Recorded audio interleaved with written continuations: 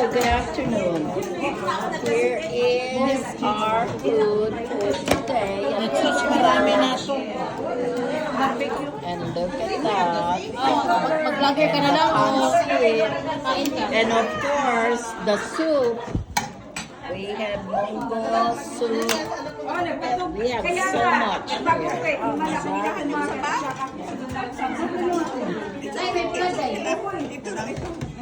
here. Enjoy. Enjoy. Kaya ganito mo. Ay, wala akong kanin para dyan. Naamoy ng dog, so naheld up sa Hong Kong. Oh, really? Wala akong Ayan.